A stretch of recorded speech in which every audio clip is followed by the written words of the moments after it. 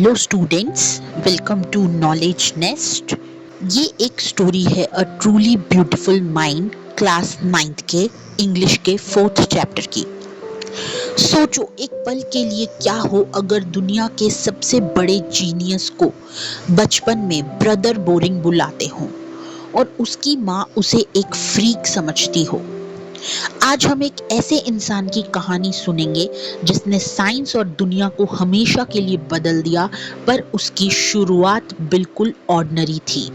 हमारी ये amazing story बच्चों शुरू होती है 14 मार्च 1879 को जर्मनी के उन शहर में जहां एल्बर्ट आइंस्टाइन पैदा हुए।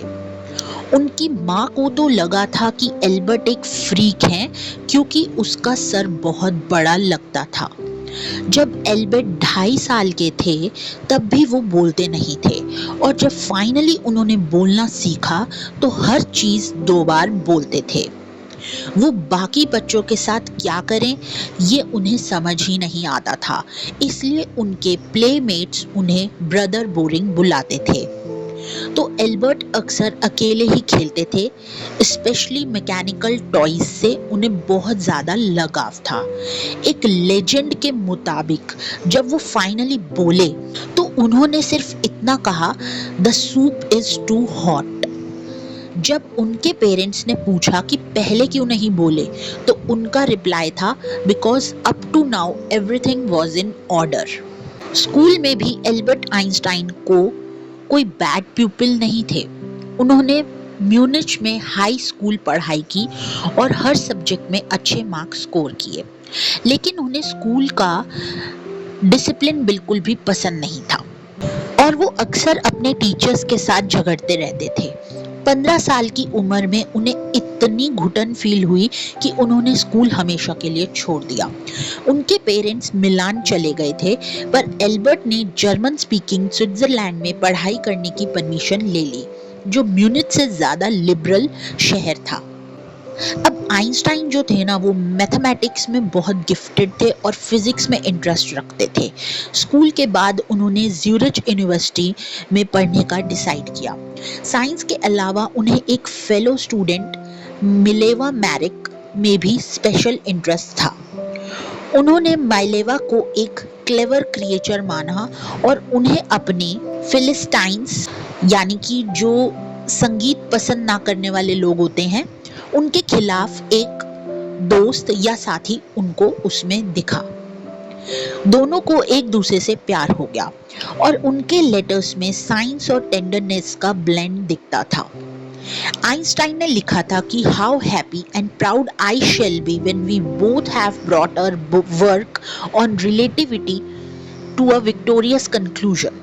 1900 में 21 साल की उम्र में एल्बर्ट आइंस्टाइन यूनिवर्सिटी ग्रेजुएट थे पर अनएम्प्लॉयड। उन्होंने टीचिंग असिस्टेंट के रूप में काम किया, प्राइवेट लेसन्स दिए और फाइनली 1902 में बर्न के पेटेंट ऑफिस में टेक्निकल एक्सपर्ट की जॉब उनको मिल गई। वहाँ उनका काम दूसरे लोगों के इन्वेंशंस को चेक करना था, पर आइंस्टाइन चुपके से अपने आइडियाज पर काम कर रहे थे। वो मजाक में अपने डेस्क ड्रॉअर को ब्यूरो ऑफ थ्योरेटिकल फिजिक्स बुलाते थे। क्या आपको पता है बच्चों कि इसी ब्यूरो ऑफ थ्योरेटिकल फिजिक्स में दुनिया की सबसे पावरफुल इक्वेशन छिपी थी? वो इक्वेशन जिसने स्पेस, टाइम और पूरे कॉस्मोस की हमारी समझ को हमेशा के लिए बदल दिया। 1905 के उन फेमस पेपर्स में से एक थी आइंस्टाइन की स्पेशल थ्योरी ऑफ रिलेटिविटी। इस थ्योरी के अकॉर्डिंग टाइम और डिस्टेंस एब्सोल्यूट नहीं होते। इसका मतलब है कि अगर दो परफेक्टली एक्यूरेट क्लॉक्स एक जर्नी के बाद वापस मिलते हैं और एक बहुत तेज मूव कर रहा था दूसरे के रिलेटिव, तो वो सेम टाइम नहीं दिखाएंगे। इसी से दुनिया का सबसे फेमस फॉर्मूला निकला जो मास और एनर्जी के रिलेशनशिप को बताता है, दैट इज E = mc², जहां बच्चों E एनर्जी है, m मास है और c लाइट की स्पीड है। आइंस्टाइन ने इसे एक सिंपल एग्जाम्पल से एक्सप्लेन किया।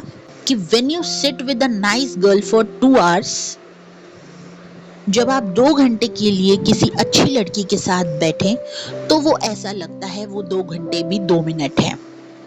और जब आप 2 मिनट के लिए भी हॉट स्टोव के पास बैठें तो ऐसा लगता है कि जैसे 2 घंटे से आप वहीं बैठे हुए हैं।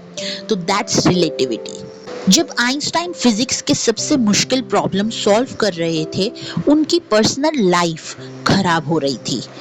एल्बर्ट माइलेवा से पढ़ाई के तुरंत बाद शादी करना चाहते थे, पर उनकी माँ इसके खिलाफ थी।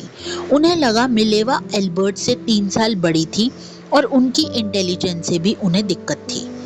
उनकी माँ ने कहा कि she is a book like you.